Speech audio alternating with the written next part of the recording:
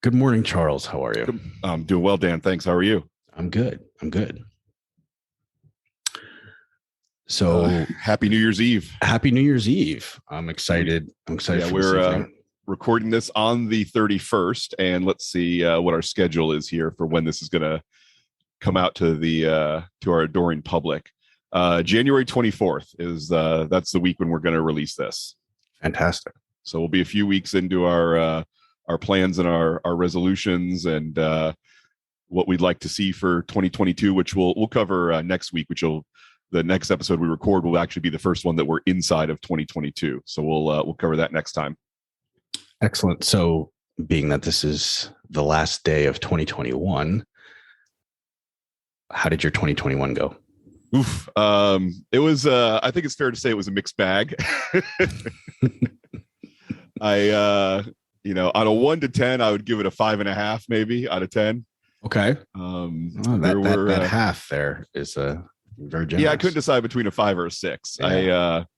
I mean, obviously things can always go worse, but I had some challenges, particularly the second half of 2021, where it was a little rough, but it was mostly the difficulties that I did have. I'm going to take credit for most of them being, if not my own doing, certainly I participated in them.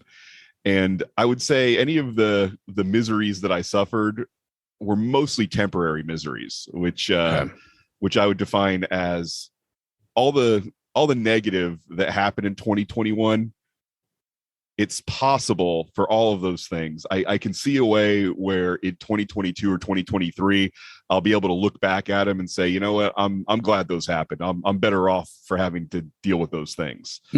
Where I think there's certainly some categories of bad things that happen to people where you'll never say that about them. I mean, if you lose a partner, if you lose a child, something like that, you're never going to say a couple years down the road, oh, well, that was mostly silver lining.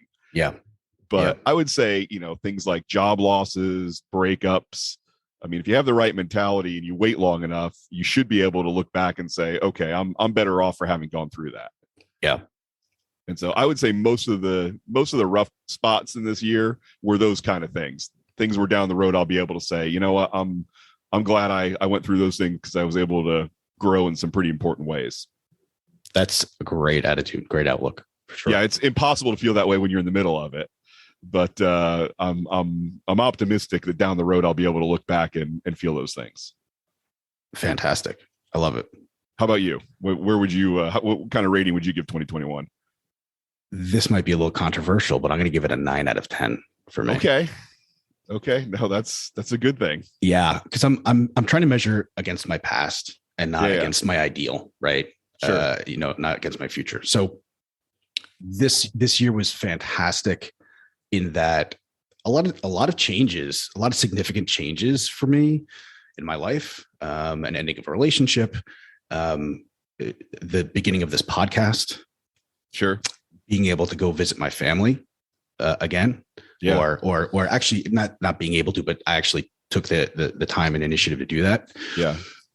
And I feel like between the ending of the relationship and the beginning of this podcast I'm excited for it. It's made me reevaluate what I'm doing, my life, take a look at the things that I'm doing and go a little bit, look to see where I can go a little bit deeper. And I've been able to focus on things that I didn't realize gave me so much pleasure and joy. And, through those experiences, I discovered that this year. And looking back on it, I'm absolutely grateful at this point already for those experiences. I feel like it's woken some things up in me. Yeah. I feel a little bit more alive, a little bit closer to who I really am. And, also, example for this, with the podcast, going a little bit deeper with, about this book and going deeper through the chapters by presenting it on the podcast.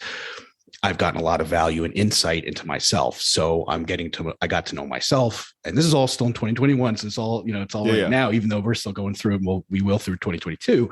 But I feel like it's been a good year because I'm feeling a little bit more settled, a little bit more comfortable, a little bit more fulfilled and focused on the things that I like, who I am as a person, and where I'm going. So that's why I'm giving it a 9 out of 10. Okay, well, obviously I'm jealous of you, and I would do anything to trade 2 or 3 of those points that you have to add to my score.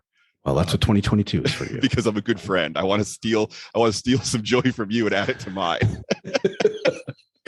Well, hopefully, 2022 brings a little bit more joy for you. And no, I would say I am extremely optimistic for 2022. Yeah, that's great. I'm planning on 2022 being a 9 or a 9.5 for me. Whoa! Wow. Okay. Yes, I'm really looking forward to it. And but I think I also want to look back at 2021 and take as much responsibility as I can for the things that didn't go the way that I wanted to. I don't think men or people in general should take any more responsibility than they can legitimately take for when things go bad, but they should take as much as they logically can. Yeah, I don't think we've got an issue with people, taking too much responsibility for things these days. I don't think we need to err or worry about going down that road for most of us anyway. For most of us, but there are some people out there that have a habit of blaming themselves for everything, and I'm sure you've met some of them. They could develop a little bit of a martyr complex where every bad thing that happens in the world is all my fault, and it's all my responsibility. And where we'll talk about a little bit more when we get into this chapter, the idea about, the friendships and the romantic relationships that you have in your life, you co-create those with the people that are in them with you.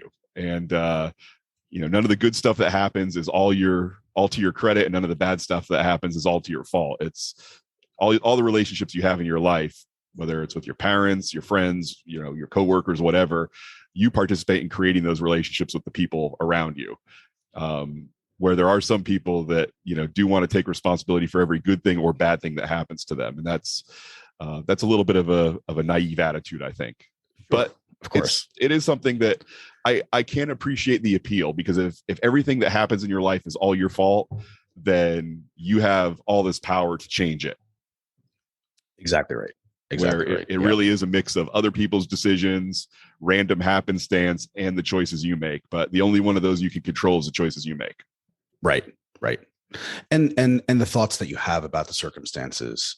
Right. You have that power, you have that control to determine those, and that will, inevitably change your feelings about things, change the way you take actions based on those feelings. And then based on that, it will change the results that you get as well. So, so much of the way you feel about your life is the story you tell yourself about the things that happen. Yeah. And it takes a lot of conscious effort to, basically become aware of that and change that story if you need to. And that's a challenge, but I feel this book helps with that. Oh, 100%. I'm so thankful for the, and you and I talked about this the other night when we went out, the level that we're getting into this book is, because of the responsibility we feel to cover it, appropriately when we're doing this podcast. We're reading it, we're listening to it, we're going back through it. I'm highlighting it. I'm making notes. I'm getting into this material at a level that I think most casual readers do not get into. And hopefully I'm passing along some of that benefit to the people that listen to us. But, selfishly, I'm taking a ton of that benefit for myself. I'm spending all this time in this material is definitely making me better at noticing, the negative tendencies that I have, and putting the brakes on sometimes when I'm about to make a mistake or make a suboptimal decision. I can think about, oh, wait a second, I'm doing that thing from chapter 4 that we talked about a couple of weeks ago, whatever that thing happens to be. Yeah. Right. Yeah. Absolutely. And I'm the same way as I'm going through this. I'm going, oh, hey, I didn't think about this. And, I've read it a few times and it didn't occur to me. And then once I'm slowing down and as we're kind of going through this and we're in a form where we're teaching this, it really kind of started to finally sink in some areas. And I was like, wait a minute, you know what? I remember this memory started to pop up and I go, okay, I can relate here. And I'm grateful for that. For sure. Yeah, I think I enjoyed the exercise of talking about 2021. One thing that might be fun for us to do at the end of 2022, and I'm assuming 100% that we'll still be doing this podcast, and we'll still be, doing it in basically the same format where we're covering, books that we find important and valuable. I want to rescore 2021 at the end of 2022 and decide if it really was a 5.5 or 6, or if, give me another 12 months. Will I be able to look back on 2021 and say, it turns out it was a 7 or an 8? Right. Yeah, absolutely. Or a 2 or a 3. And I'll be honest about it. I doubt it'll go down. I mean, thanks to the fading effect bias, I'm sure it will seem more positive as more time goes on. But that's an exercise that I'll look forward to doing a year from now. Yeah, we'll need to re-listen to this podcast before we do the one on the end of 2022. Yes, for sure, 100%. So that that's a great segue to this chapter. This is chapter 7 in No More Mr. Nice Guy by Dr. Robert Glover. The name of this chapter is Get the Love You Want: Success Strategies for Intimate Relationships. And the theme here is basically that nice guys, because of their childhood paradigms they've built, they really struggle with maintaining healthy, intimate relationships. Glover sees a lot of patients typically for 2 reasons. And one of them is a hidden behavior, such as an affair or surfing for porn on the internet, and that ends up blowing up in their face, and they end up going to therapy for that. Or it's an open problem, which he says he sees a little bit more often in terms of they know that there's some sort of dissatisfaction in the relationship. For example, the partners may not want sex as often as they do. She may be depressed, angry, unavailable, or unfaithful, and that's all that he sees. And it doesn't, and what Glover has able to do is kind of unpack that in terms of what's contributing to that, the difference in that relationship there in terms of the, not being satisfied, and maybe why she's angry, depressed, unavailable, or unfaithful. Yeah, I think that's, it's a good point that men typically don't pick up a book like this or call up a therapist and ask for an appointment just because, hey, my life's going pretty good, but I think I just need a little bit of a tune-up. Right. That's not how this happens. The way this happens is, my life is falling apart, something blew up on me, or I've just been ground down by this miserable experience that I'm having with my partner because she does, or doesn't do XYZ, and now I need to do something about it. And the upside to that, it's a shame that it takes men that much that we almost have to feel like we're at a rock bottom before we're willing to get help and change things. But once you do get there, you are open to seeing the world and seeing yourself in some different ways that can lead to some positive change. So hopefully people that are listening to this podcast didn't have to go through that. But if you did, I'm hoping that this is a source to help you out. I mean, it's not much different than the way men typically handle doctors, right? Most men ignore going to the doctor for maintenance and regular checkups and everything else like that, much more than women typically do. And this isn't much different. It's an uncomfortable experience for sure, this and probably going to a doctor, but a lot of times, same thing. Guys aren't going to the doctor until there's something really wrong. Yeah. And I think when it comes to men's relationships, one of the things that makes it even harder on nice guys is usually they're fairly free with talking about how important their partner or their spouse is to them, how important intimacy is to them. I mean, even how much they like sex, they're usually pretty open about talking about that.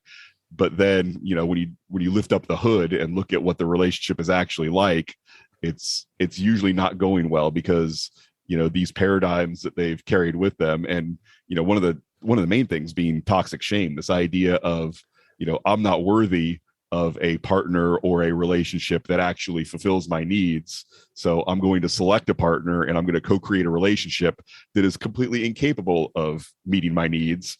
And then I'm going to be miserable about it. That seems to be the pattern for a lot of us before we get into nice guy recovery. Right. Yeah. And that the co-creating of dysfunctional relationships, that's something he talks about in terms of A lot of times when we're younger, that's how we figure out what kind of relationships, what a relationship really is, what that really means to us.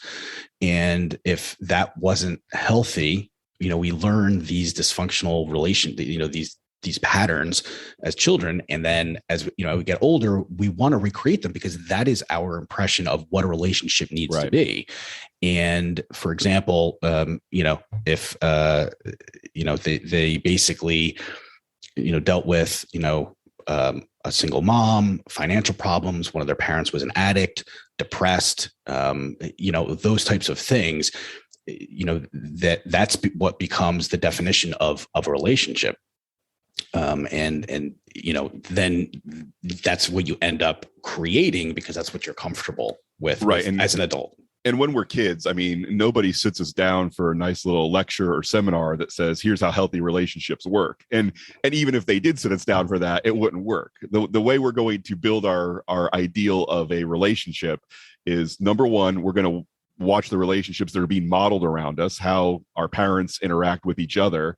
And number two, we're going to model it based on how our parents interact with us. And, when you have someone in your life who's supposed to, love you and take care of your needs, and make your needs a priority in their life, you're going to watch how they go about that. And then you're going to look for somebody who does something similar when you grow up, and that both for good and for bad. Yep. One of the other things he talks about is patterns of enmeshment and avoidance. Yeah, I was gonna ask you about this. He gets into the difference, the two different kinds of nice guys, the enmesher and the avoider. And when you were reading this, did you identify with one of those stronger than the other? For me, it's definitely I've been an enmesher, not an avoider. Same here. And where the enmesher basically makes their life all about the partner, including their emotional center. You become basically needy and dependent almost on that person. And you sacrifice relationships with friends, relationship with family, sometimes work. And you might even get rid of you might stop doing some of your hobbies because it now becomes all, that all encompassing that person. Right. Yeah.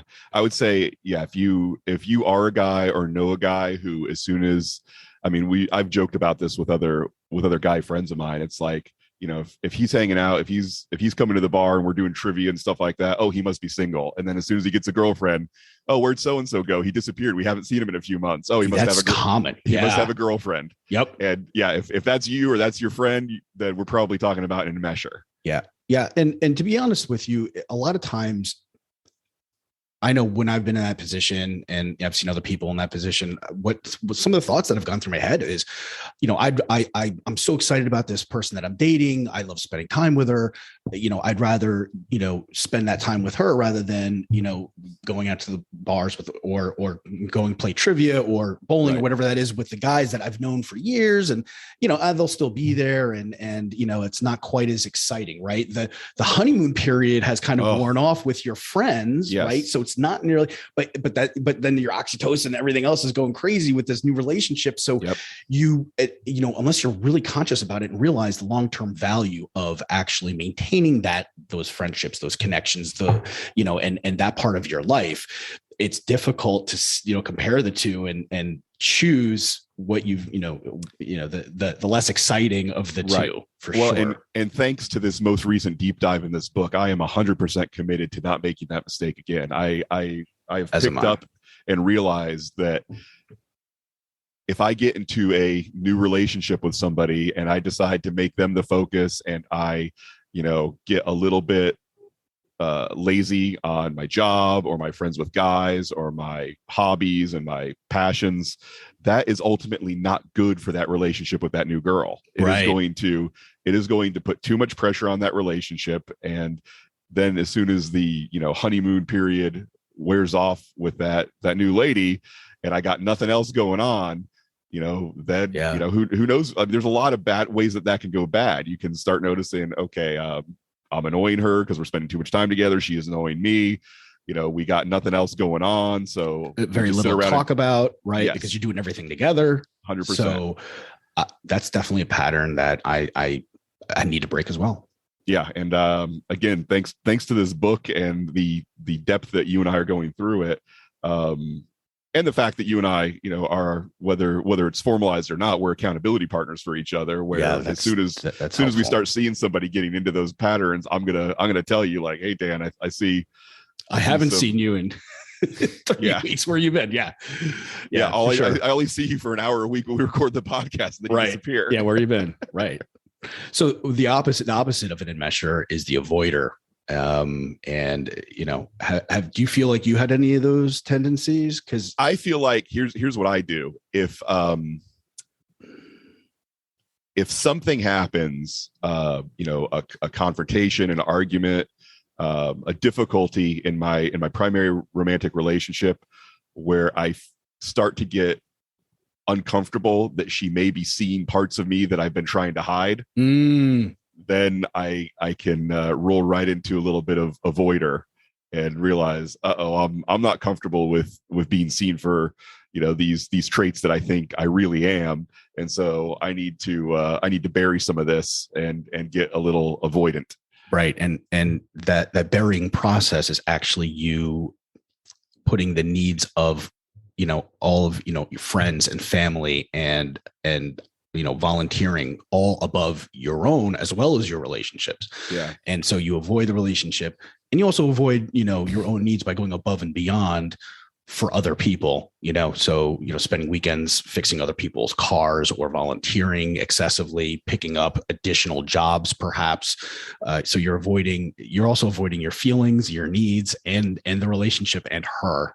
So that's for me it was both a combination of work and a social club that I was involved in. I would say, hey, look, I gotta put all my time into this thing. There's nothing I can do. I need to show up for this many meetings, blah blah blah. And I used that as a way to avoid some of the things that were making me uncomfortable in the relationship. Yeah I can't say that I've done that excessively, but from time to time, I've found myself tending to get a little bit too deep in other things. I would suppose that most guys have a tendency to go toward one way or the other, in meshing or avoiding. But nice guys in some ways are all the same, and we can definitely float between one or the other based on what we think we need to do to protect ourselves and protect our status quo. Yeah. As we're going through this chapter, the next thing he talks about is recreating familiar childhood relationship patterns. We kind of touched on that before, but I just wanted to share the thing that I picked up from reading this was that one of the ways that I picked up some of my definitions of what a relationship is based on was when I was younger. My mom, she would, God bless her, she tried to teach me about finances and would often show me, okay, this is how you balance a checkbook. And, these are, this is how much money I have. And these are the bills that we have. And, you need to make sure you pay the bills on time. But, and so I was learning, but through that process, she was also expressing how she was sad that she couldn't get us everything that we wanted, and that money was really tight. And that's one of the reasons you need to balance your checkbook, is because money doesn't grow on trees, and it's a limited resource. And so I kind of associated those types of, and there was a few other moments like that and teaching, and I started to develop this paradigm where the concept of relationship for me was problem resolution or listening to people's problems. Yeah. And connecting on that level. So, not just my, relationships with women, but relationships with friends and other people. I feel most comfortable when we're talking about some sort of problems, or where I can kind of brainstorm and kind of help with problems. And I mean, it's not necessarily the worst thing, but it's not a healthy concept of relationship, and it's very single dimensional, and I think it's absolutely limited me. So that was something that I picked up from this chapter. Yeah, I would agree that I enjoy that too with my friends. I like hearing about their problems and helping them come up with ideas. But certainly, if taken too far, it can certainly turn into caretaking. and that you're seeking out people that have problems so that you can feel good about yourself being the one that helps them through their problems. And again, if you're occasionally able to help out your friend through a discussion informally, that's probably a good thing. But if it's your romantic partner and you picked her because all she is a tangle of problems that you need to help her with, then no, that's not going to be good or healthy for either of you in the long term. Oh, absolutely. Yeah, for sure. And it's interesting because then it's really attractive. Like, oh, wow, look at all these ways I can connect with this person. Look at all the ways I can offer value to this person in this relationship. You've got all these problems, all these things going on. So right. Yeah, it's a little bit dangerous. One of the things that jumped out to me, my favorite parts of this book are always the ones that I'm able to say, oh, yeah, look, that sentence, that's me right there.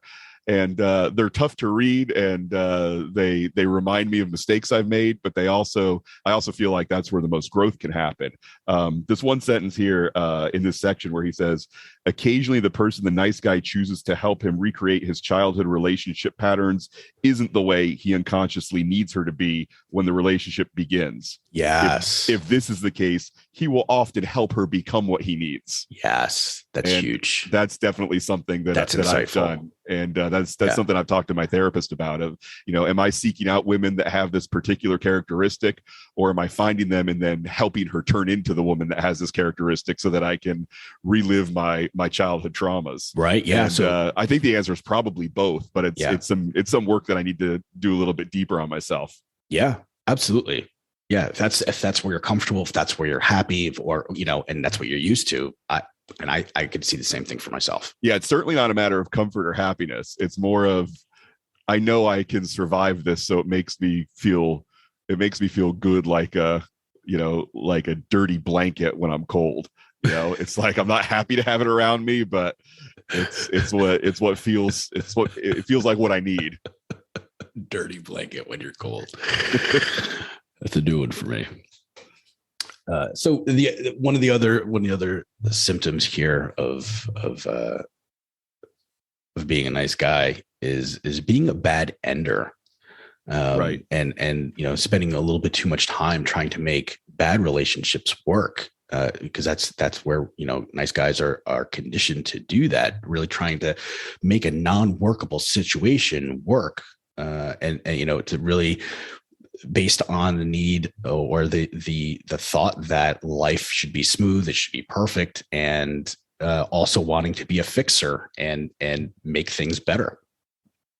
Yeah, I think there's also some, and he doesn't mention this, but I think one of the impulses that I have is, once I start a relationship, because I want to be seen as, the good guy, the ethical guy, the guy who takes seriously his commitments. It's like, once I get into a relationship, I adopt this mindset of, a deal's a deal. I said I was going to be in this relationship, so I'm I decided to be in the relationship. So now, whether I'm miserable or happy, that's just up to me to decide. So even if the relationship isn't working for me, I'm going to stick with it because I made the choice to be in it. So I'm going to stick with that choice, and then I'll just decide to be as happy as I can be. Yeah. I don't like that idea. It's I don't own it and say that it's healthy or it's the right way to be, but it's certainly a tendency that I have. Well, that's great insight. Fortunately for us, Glover does talk about strategies in terms of building successful relationships. So what are some of those, Charles? Nice guys can and should approve of themselves, should put themselves first. We've talked about that over a few chapters. Should be willing to reveal themselves to safe people. And I'll remind again, safe people in the terms of this book does not include your romantic partner and does not include your parents. When it comes to solving these problems, they're not the people to dump these things on. I mean, you should obviously have an open dialogue with your romantic partner and with your parents, but when it comes to revealing the most personal and vulnerable things about yourself to break these patterns, they're not equipped to be that person in your life, and so you shouldn't try to put that burden on them. They're responsible for co-creating some of these relationships that lead to these difficulties. So you need somebody outside the relationship, like a friend or a therapist, or somebody safe that you can go to that is not that close to you. Also, eliminate your covert contracts, take responsibility for your needs, surrender, which is, for me, a big one. And when we talk about surrender in the context of this book, it's really talking about being able to acknowledge the difference of the controllable and the uncontrollable. Dwell in reality. The way that Dr. Drew always says it that I like is accept reality on reality's terms. Not the version of reality that makes you comfortable, but looking at things the way they actually are. Expressing rather than hiding or burying your feelings. Develop integrity, which is, be honest with yourself and the people around you. Set and keep boundaries, and also embrace your masculinity.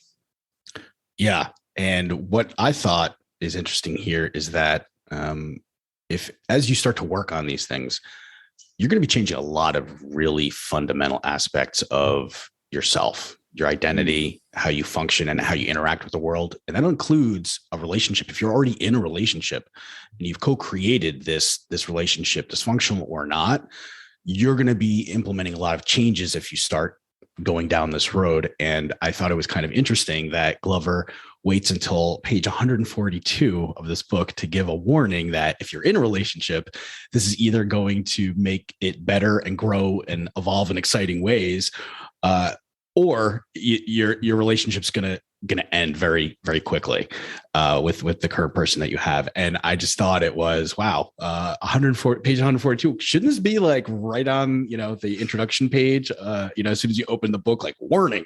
So yeah, that was. Yeah, let's talk about that. So maybe it's because of my optimistic nature. Maybe it's because of a deep vision of what some people refer to as benevolent sexism. I'm of the opinion that in most relationships, when a man chooses and takes steps to get healthy, the relationship will get healthy and his partner will also get healthy. I don't think in most cases, if you decide I need to make some dramatic changes to make myself a healthier, stronger man, most women are going to say, okay, well, he's not for me anymore. Time to head for the hills. I think in most cases, most women will be along for the ride of things getting better and not saying, okay, I can't control him anymore. I can't wallow in our in our mental unhealth together anymore. So I'm going to leave. I think in most cases, women are waiting for the man in their lives to take that responsibility and make things better. And I think they're going to be skeptical in many cases that it's actually going to happen. And it could be rough at the beginning, but I would say, if you're going through it with, the big three, as I'll call them, a best friend who can help you, a good therapist, and ideally a men's group of some kind. If you're going through these changes with those three, I think you're going to have almost all positive results. And I doubt that your wife or girlfriend is going to say, that's it, I don't want a healthy man. I'm going to leave this guy so I can go find some guy who's unhealthy in the way I need him to be. Yeah, and I agree with you on that. And Glover also does recommend you may want to hand this book to your partner as well, so they can read it, so they can also see the mindset and go through it with you. And I think that'll be absolutely helpful for any relationship. I've thought about handing this book to my ex-partners and saying, hey, just so you know, here's what my problem was, and I hope that you don't subject yourself to another guy with these problems. That's great. Yeah, bring their awareness up, and no, I'm not going to do it, but I've thought about it. Right. No, it's a charming thought. I like it because it's very helpful, and I think it would actually offer a lot of explanation and answer a lot of questions people might have when they break up, and they may not have had that full closure. And this book absolutely can give some insight to and answer some of those questions for people, I think. Yeah, 100%. Right after the warning, when he starts the next section, and he goes a little bit into detail of those strategies that you had me read off about, what improvements can the nice guy make. The first one, learning to approve of themselves. The first sentence right after that is basically what this entire book is about. The essence of recovery from the nice guy syndrome is the conscious decision to live one's life just as one desires. Yeah. And that's really the whole book is basically about that. And Well, I would say that all self-improvement is about that. It's decide what it is to be a good person, and sort of get your compass to point to true north based on what you think it is, to what you believe it to be, and then just do those things. Whenever any situation comes up, feel confident that you have decided what the right thing is to do, and then just do it. Right. So yeah, just do it. That doesn't work. Right. So I totally agree that, but it needs, right. Here's the issue is you can map it all out, but I think it's getting comfortable accepting that those are the things that it's okay to do those things. It's okay to honor those things that that you should, it's not easy to just do that. And that's why this is, such a work in progress. That's why this book is great, because it kind of helps you, it builds you up so that you can start to feel okay. You can answer all those self-criticisms that I know I have, at least for myself. It's when it comes time to saying, hey, it's okay to be this way. And then, your brain goes into this fear mode and go, well, what if I'm going to offend this person, or what if I'm going to ruin this, or, what are these consequences, rational or not? And that's why, that's important for me anyway, just to figure out how to do those things and how to honor them. Yeah. You got to figure out what they are to begin with. Absolutely. First part of the challenge. Second part is how to feel okay doing them. Yeah, yes, but wouldn't you agree that, I mean, when it comes to being mentally healthy and strong as a man, it's the same thing as being in good shape physically or being rich. It's simple, but it's not easy. Right. Correct. Absolutely. I agree with you on that. Yep. And I do like the encouragement that he offers in this section that says, the people who like you just as you are will stick around. Right. The people who don't won't, and that's the only way you can have healthy relationships. Be authentic, and the people that are into who you really are will stick around. Yeah. And if you're authentic and people are like, not for me, then they're not the people that you needed to have around you anyway. And something that I've recently heard more often than not is, don't expect, everyone to agree with you. Don't expect everyone to like you. That's unrealistic. Right. Because you don't like everybody. Right. Right. In the same way you don't like everybody, not everybody has to like you. And it comes, same thing with your opinions on things. One of the examples was, in a presidential election, if a president wins by 51%, it's considered a landslide in terms of, right. And that's the thing is, most people on most opinions go into the assumption that they don't agree with you, that, and so if you find someone who does, that's great, but don't go through life thinking everybody should be liking you and that's the way the world is. And I think social media does us a service because they kind of put us in this bubble of the things that you like and the people, and the comments that agree with your opinion. So you go through this world thinking, hey, everybody agrees with me and everybody should agree with me. And then when you run into something or some opinion that doesn't, a lot of times you forget how to handle that, or it gets really uncomfortable. Because you're like, well, what do I do with this? And then, you get these, emotions and these physical reactions, and then you're not your best self. And so great points here, Charles. Thanks. Yeah. And one of the lessons that 2021 has taught me is to be more humble and keep in mind this idea that, everybody you meet has something they can teach you. Mm-hmm. And the people you disagree with probably have more to teach you than the people you agree with. I would say they definitely have more to teach you than the people you agree with, because the way they got to those conclusions that are so vastly different from yours, that's life experience that you didn't have, and you can learn from that. Mm-hmm. For sure. Sure. The next part. Let's talk a little bit about boundaries. Yeah, my favorite topic.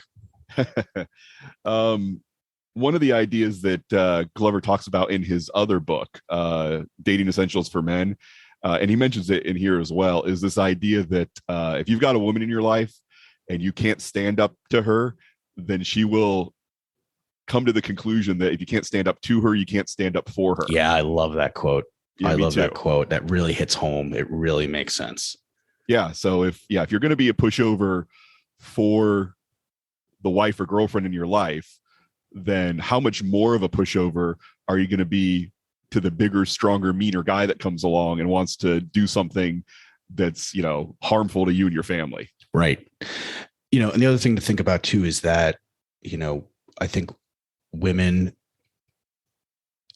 have to make sure that your boundary is firm, that you're actually going to enforce that boundary. You what you say, you actually going to do as well. So how do you do that is it needs to be tested. The boundaries need to be tested from time to time to make sure that they really are your boundaries and you're not just talking and Yes. and saying, I'm going to do this. Are you actually going to do it? What happens when the boundary gets violated? So how do you figure that out? Got to test it. Yes, and some guys in the online community like to refer to that, at the risk of catching an explicit tag on our podcast, as a shit test. Yeah, and I think most people who use that language are talking about it in a way like, oh, my girl is going to be shitty to me and test me, and then I have to live up to her test. It's like, no, what she's testing is, do you have your shit together?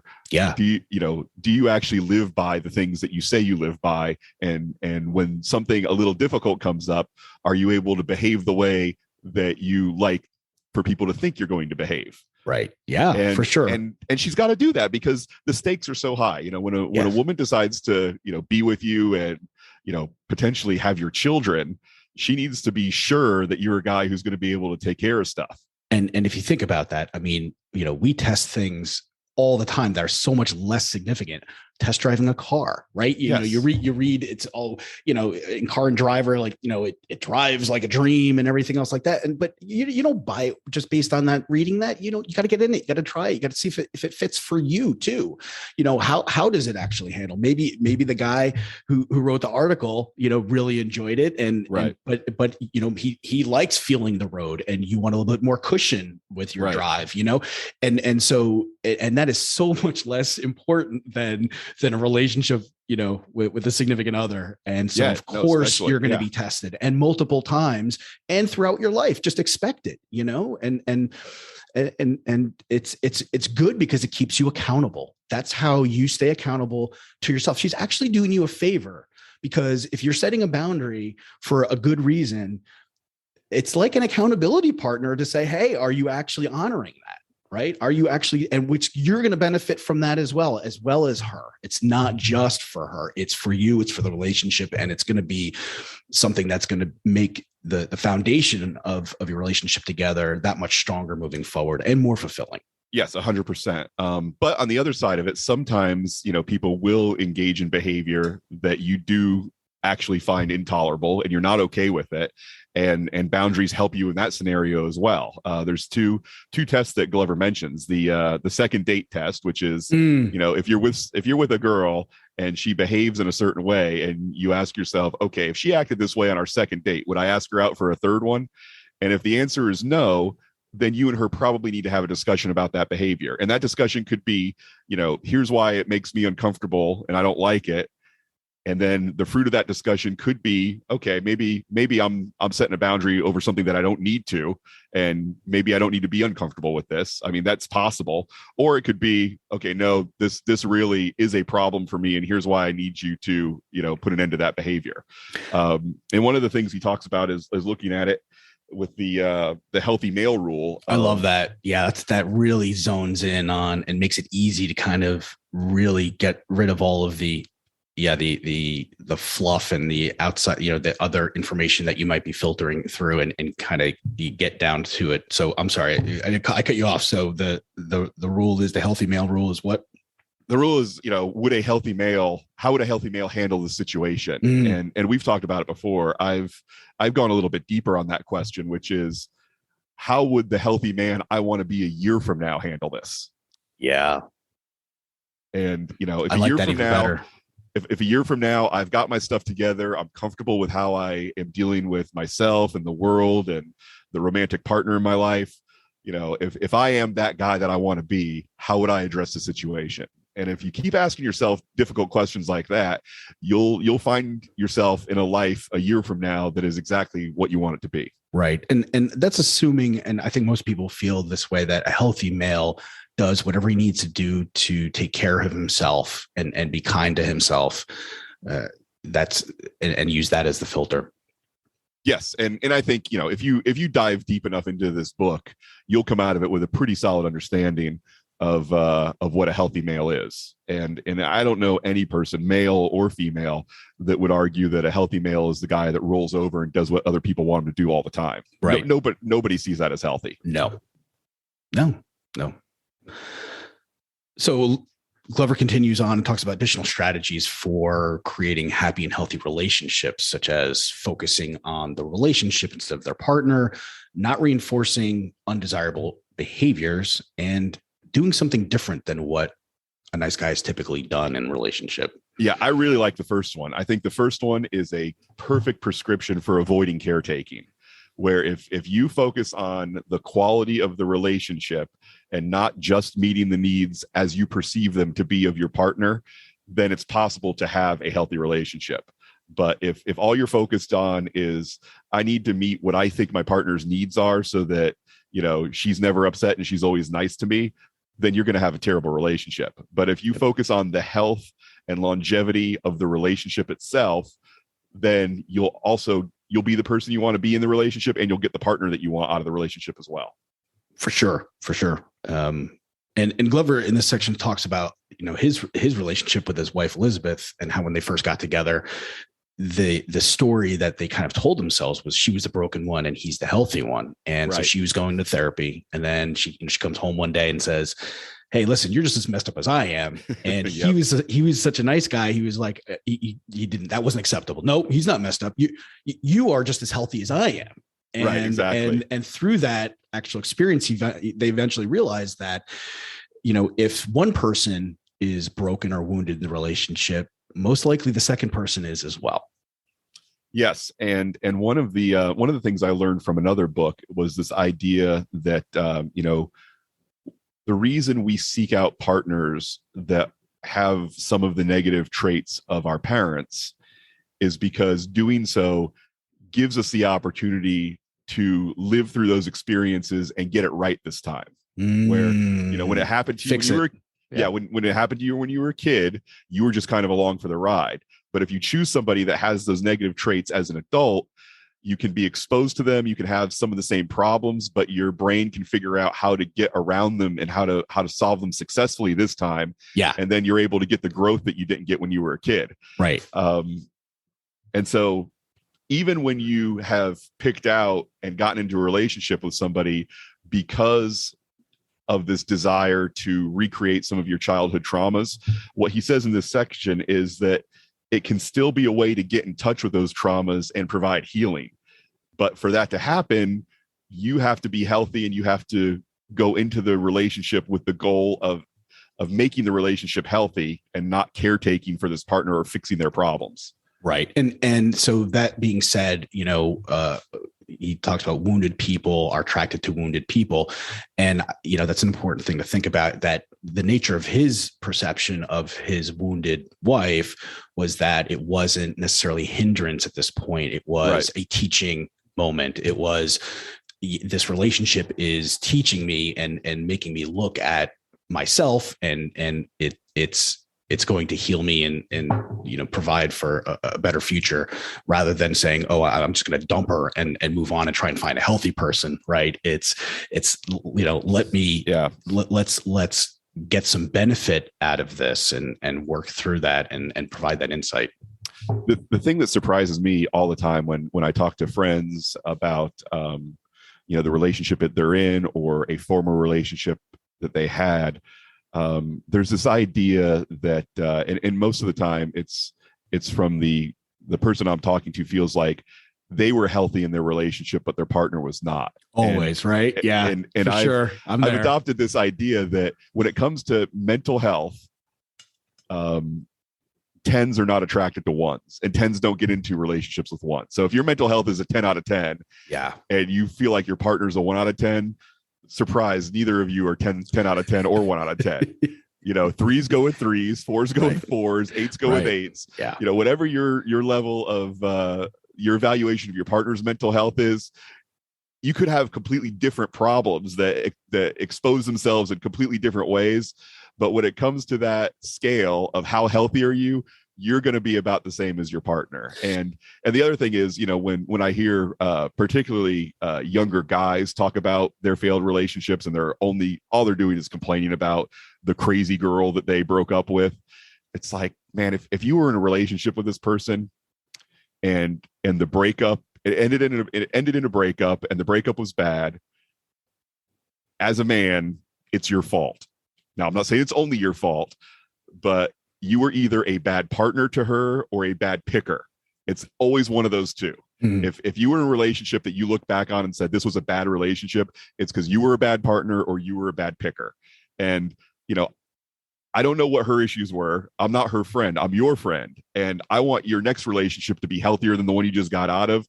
So I'm going to care enough for you to say you were a bad partner or you were a bad picker or probably both.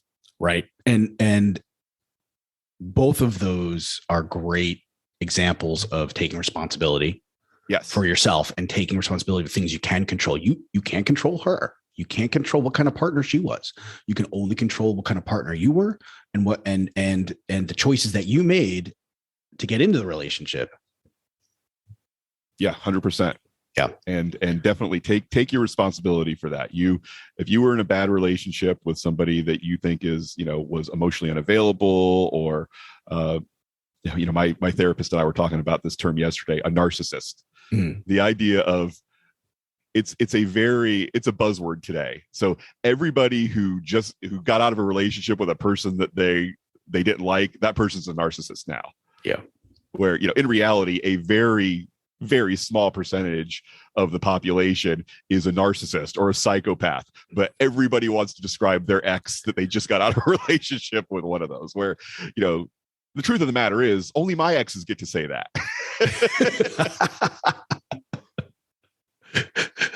Fair. So speaking of which, one of the things to think about if you're in a relationship that isn't going smoothly and there's a lot of friction, one of the strategies Glover talks about is not reinforcing undesirable behaviors. And he equates this to actually obedience training for a dog, where most of the time, you go and you bring the dog to the trainer and you're expecting, that the dog's going to learn all this stuff. And it turns out that it's actually you that needs to learn how to handle the dog, how to behave in a way that, works best for what you want the dog to do. And I'm not saying that, to equate women with or relationships with dogs, but humans act similarly in that respect. Basically, he gives example of, if you give a dog a treat every time he pees in the house, he's going to keep peeing in the house. And similarly, if a guy reinforces his partner's undesirable behaviors, she's going to keep peeing in the house as well. So that was a joke. You're supposed to laugh there. All right. So well, I'm sorry. I was doing the thing where I was thinking about my response while you were talking. Oh, very nice. No, right. Yeah. No, but basically, it's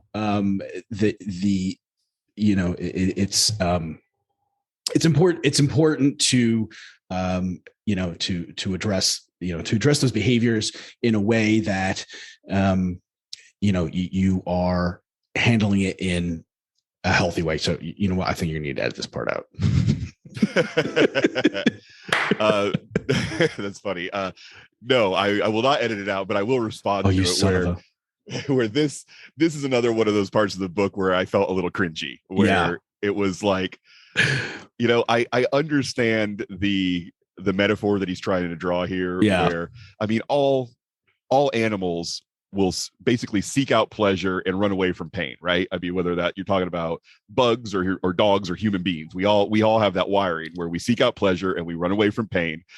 But yeah, it's just such a loaded metaphor whenever you're comparing the behavior of a woman to a dog. Right. Well, so here's the thing. All right. It could be a guy too, right? I mean, That's what he should have done. It's any kind of relationship that you have with another person, right? It doesn't, and this isn't exclusive to romantic, intimate relationships. This could be with friends as well. So, for example, I've got a friend who sends me these inane, stupid, silly, gross, memes, on Instagram all the time. And if, the thing is, if I keep saying, if I keep liking it, or if I keep reacting to it or giving any kind of reaction, he's going to keep doing that versus not reacting at all. I'm seeing a lot less of them now. He's not sending them as much to me anymore. Right. And it's the same kind of concept, right? I'm not, I don't appreciate these. This is not funny for me. And so, it's a similar type of concept, right? Ignore, and you're sending a message, you're communicating in that way. You're saying this is not something that's desirable. Well, Dan, you could have just told me you don't like them. I mean, that would have been another possible solution. Wait a minute. No. But that would violate my covert contract. I don't. Why would I want to speak up? That'd make me uncomfortable. No thanks. Right. Just read the room. I do understand what you're saying, and I understand Dr. Glover's intention as well. But it's just one of those things where it's like when I'm reading it, I know how some people are going to see that comparison, and it's going to make them uncomfortable. And I ask myself, if I were a worldwide famous best-selling author, would I have made that same choice to, compare in this particular example, the wife's behavior to a dog pissing on the carpet? And I would say no, I would not. Probably not. I would not have picked that. And then he does clarify and tells a story about one of his patients, Joe, who his wife used to come home and complain about her job all day long, and basically sit and vent to him for like 2 or 3 hours, and he would constantly sit there and try to fix it. And he would Joe would offer all of this advice, and it just frustrated her. She never felt better. He never saw her feel better. Yeah. And it perpetually seemed to not ever fix anything. She'd come home quite often and complain about, her job, and he would try to fix it. And I think the example is, what he advised Joe to do was to then just to not try to fix it, to just kind of sit there and listen, which is not the same as ignoring it, right? It's a little bit different here. Right. He's still present. He's still there. He's listening to it. And what he ended up doing was giving the proper response to her, which is she needed time to figure it out on her own. And she just wanted her husband, Joe, to listen and vent and let her get it out. And she was able to resolve the issue on her own. And the story ends up, she comes back, a couple of days later and says, "Hey, thank you for giving me that time and space. I figured it out on my own. Right. I actually had a really good day at work." Now, whether that's a realistic example here, I think, it's close, but it's not, completely ignoring it. It's not like Joe left the house and it's just like, "I'm not putting up with your complaining," right? He still was there. He's still present. But what I think overall, the point here is, you don't want to reinforce an undesirable behavior, but that might mean just not ignoring it, but maybe changing your reaction to it. Right. Right. And, I have seen the, to go back to the dog example that I don't like, but it's still effective and I'm going to use it anyway. Let's do it. And I'm not going to compare it to a particular person, but have you ever been to a house of somebody who has a dog and the dog is clearly, has a high level of anxiety and hasn't been trained? And so a visitor comes to the house, rings the doorbell, goes in, the dog starts barking its head off and going crazy. And then when this dog is being loud and barking, the owner's response to that loud barking dog is to start yelling at the dog to be quiet. Yeah. That makes me cringe every time I see it. It's like you're making loud noises at the dog so the dog will stop making loud noises, when what you don't realize is now you and the dog are having a conversation at a very high volume and the dog loves it.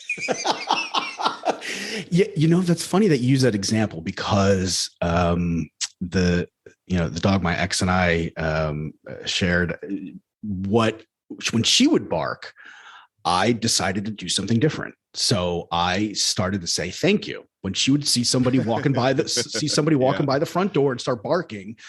and she'd go crazy. I started to go, thank you for doing your job. I know that's what you're doing. You're protecting the house. You're trying to alert me to something out there. And more often than not, I only needed to say it a couple of times and the dog stopped barking.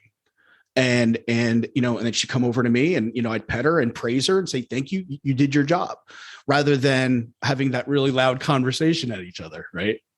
Yeah, absolutely. I mean, I would say if you wanted the behavior to go away completely, you would ignore it, but to acknowledge it in a positive way is good too. The worst possible scenario is if you want that behavior to stop, but you continue it by raising your volume and shouting at the dog is going to be like, oh, okay, we're having a nice yelling conversation. Let's keep this going as long as we possibly can. And, ignoring it, I don't think, that's not going to work, because that's what, a dog, it's one of its innate, right. It's what it's supposed to do. What it's supposed to do. Right.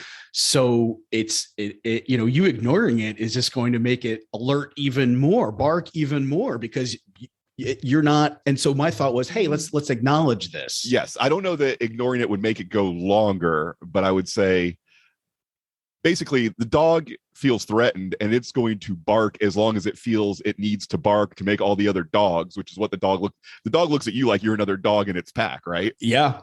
And so the dog's going to bark as many times as it needs to, so that it feels like it's made the other dogs aware of the possible threat. Right. And that's by me thanking it. I'm trying to say, hey, yeah, I'm aware. Right. Thank you. You did your job. Gotcha. Right. Here I am. I gotcha.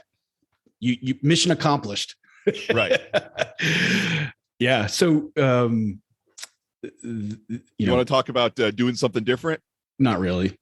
But yeah, we're going to anyway. Yeah, we're going to anyway. Of course. The thing I like is this idea of, doing something different, enter into a new relationship with a healthy agenda rather than an unconscious dysfunctional one. And the word that I sort of anchored to there is unconscious. If you're going into a new relationship and you have no idea what you want out of it or how you're going to get that thing out of it, then you're just along for the ride, as is your hapless partner that you've decided to rope into this relationship with you. Right. And you're just going to live out your healthy or unhealthy behaviors, and however they express themselves, you guys are just going to be along for the ride. Where one of the recipes for avoiding this that I like from his other book is making the 5 and 5 list. And we'll probably cover his other book, Dating Essentials for Men, sometime down the road. But this idea of, before you get into a new relationship, make a list of 5 things that you insist on your partner, 5 attributes that they have to have, because based on how you know yourself, you need these 5 things from your partner to be happy and healthy. And then also make a list of 5 deal breakers that if they have any of these 5 things, you won't be able to be happy and healthy in that relationship. So even just making that 5 and 5 list gives you a healthy agenda that you can bring into that potential relationship. Yeah. And that's going to make you uncomfortable for sure. Oh, yes. Those lists. And yes, 100%. And that's just creating the list. Never mind actually, interacting with someone who's going to, to hit all the 5 on your top 5 list. Yes. And what you're going to do is you'll find yourself in a position when you get to know somebody new that you're attracted to, of holding up that list. And if they don't match some of the things on the list, then again, you're gonna be uncomfortable one way or another. Either you're gonna be uncomfortable and say, oh, what of these 5 that they don't match up to am I willing to say, I don't really need that. And again, if you're healthy, you're gonna have a lot of trepidation before you're willing to cross something off this list that you consciously put together with a lot of thought while you were alone. And the other part of the trepidation might be that you might be concerned and not sure how to approach that type of relationship, because your concept of connecting with that person might be that you're a fixer, that they've got a problem, and the value that you're bringing and that they're seeing in you is that you're able to help them with that problem. If they don't have those problems, now you're like, well, wait a minute, what value am I bringing here? And that can be a little bit uncomfortable for yourself, that you might need to make some adjustments to your identity and the value that you're bringing. Right. Yeah. And some, and the older we get and the older our potential partners get as well, it's, harder it's harder and harder to tell ourselves a story where we can help them fix something and think that it's actually true. Like, I mean, we're in our mid 40s. If I meet a gal that's in her 30s, 40s, or 50s, and in getting to know her, it becomes clear that she's a dishonest person and she doesn't have a problem with lying. Telling myself the story of, oh, I'll help her become an honest person at this, third, fourth, or fifth decade of her life. That's not reasonable, is it? It's a tough sell. Exactly. And one of the interesting pieces at the end of this chapter, he talks about, as nice guys start looking for these new relationships, of course there's no perfect person, but to look for for some of those characteristics, in terms of being happy, having some integrity, being intelligent, having some financial responsibility, all the things that he's actually advocating for nice guys to become themselves, right? Are all these things.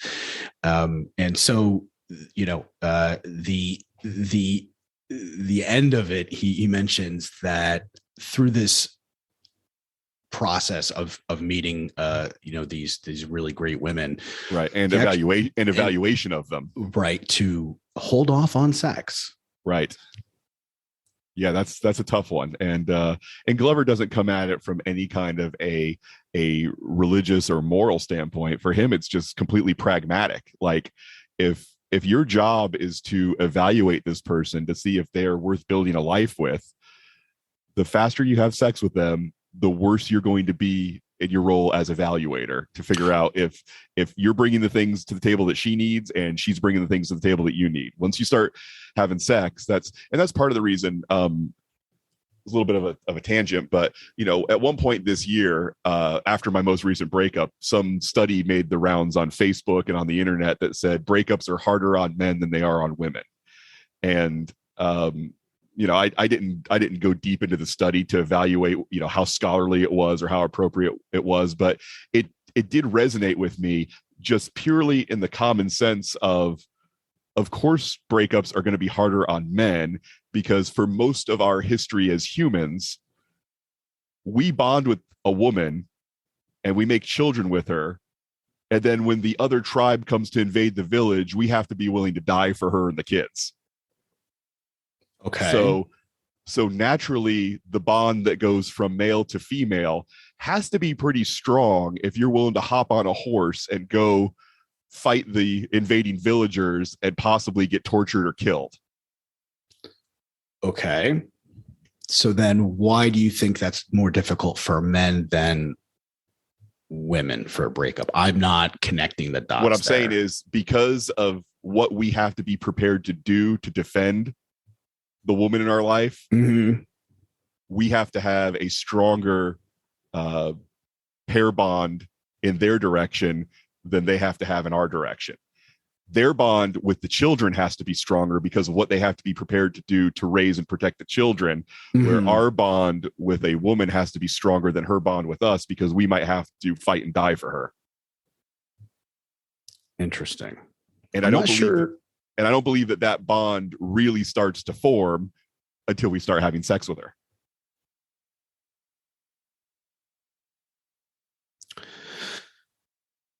Interesting. Now, again, I need to think that through a little bit. I don't think I agree. Standard disclaimer: I'm just an uneducated genius with a lot of opinions.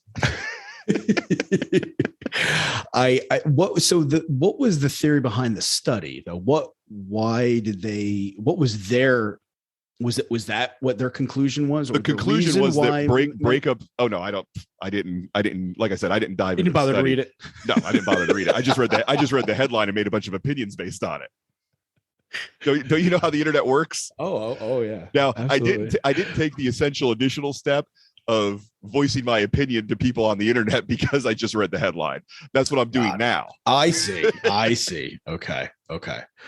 Yeah. Here's what I'll do. I will make the commitment before our next episode. I will read the study. As much of it is available to me to read. and see what they came up with why they believe that breakups. Now, they may not have delved into it. They may have just done a survey of men and women post breakup and how they felt about the breakup. Yeah. Or they may try to come up with some evolutionary psychology and biology to say why they believe that that's the case. But based on what I know about the world, or think I know, and what I think I know about relationships and breakups, that was the reasoning I came up with why I think it probably is harder on men than women. So thinking through this now, I'm going to agree with you, but for a different reason. I think similar to, most women and men's experiences with dealing with the other person, the other sex, I think women have a lot more options easily available to them than men do. And since men typically are initiating for the most part, throughout history, they have had to select a woman and then, basically initiate that contact. Right. And then the woman has the choice of saying yes or no. Correct. Well, right. Although Dan, that is relatively new. The idea that the consensual romantic relationship where the woman gets to say thanks but no thanks is only a few hundred years old. But we're only but right. Okay. But the relationships back then, you can't compare to what the study's talking about. The study's talking about current relationships, right? Which is true. Which didn't exist back then when women didn't have the choice. Right, but I or would had say less that, of a choice, right? I would say that our reactions to things like breakups are motivated more by, the biology that we've had to live with for the past, couple 100,000 years than the romantic relationships and dating that we've been exposed to over the last 400. Yeah, but I'm thinking the trauma or the upset emotions are felt on a more not on a biological level, but more on a mental, it's more contemporary, based on our culture, right? Yeah, and a more more basically on the concept. So for example, online dating, women have just all of these likes and all of these guys who've expressed interest, and they kind of just scroll through them and kind of pick who they want. Right. Whereas guys, if they get any type of interaction, maybe a couple of connections a week, right? So it's definitely scarcity mindset almost, right? It's like you have less. As a man, I could see being a little bit more upset when the relationship ends, because he might feel like there are less options for him. There may not be another woman out there that's like this, because he's not seeing a lot of them. He's not exposed to it. Whereas women, most women are getting hit on all day long, and they've got if they're online dating, they've got and it's just it's not. Men could come across as basically like water or food, or where it's just right. it's abundant. And I think that's probably where and I know I've had that those thoughts as well, is, wow, I'm never going to meet a person that is like this, another woman that's like this, right? Because I haven't been whereas there might be hundreds or thousands of them like that, right. So that's where I would go based on without reading that study. So I could but I would agree with the conclusion. Interesting. Yeah, I'll definitely get a little bit deeper into it, because if the way I'm coming at it is accurate and my presuppositions are true, I think we would also see another study that would say that women take the death of a child much harder than a man does. And I would say, if that's true, then those are both confirming the same kind of argument that I'm making about the way men bond to women versus the way women bond to their children. Because with men, obviously the death of a child is still going to be profoundly devastating, but guys have more of an opportunity of, I'll just make more biologically than women do. Correct. Yeah. So I would agree with all that. Right. That's worth it's worth getting into a little bit. It's an interesting discussion. And again, I tend to fall back on my common sense, which is certainly not flawless and certainly not open for being corrected. But when I did read it, I did have a certain, here's why that makes sense to me, which is obviously here's why that makes sense to me is a collection of my previous experience biases, but it also makes sense to me. Right. But I think that's the case for everybody. Right. And that actually rolls very nicely into chapter 8, which we're going to cover next week, which is how nice guys can actually get the sex that they want. Yes. And success strategies for satisfying sex. I think that's a little satisfying. How about fantastic sex? Why does it have to be satisfying? But I guess we got to start somewhere, right? There was a funny line in an episode of 30 Rock where Dr. Spaceman or Dr. Leo Spaceman put together an instruction manual for sex that he offered Jack Donaghy when Jack was getting married, and his pitch was, "My techniques guarantee male orgasm."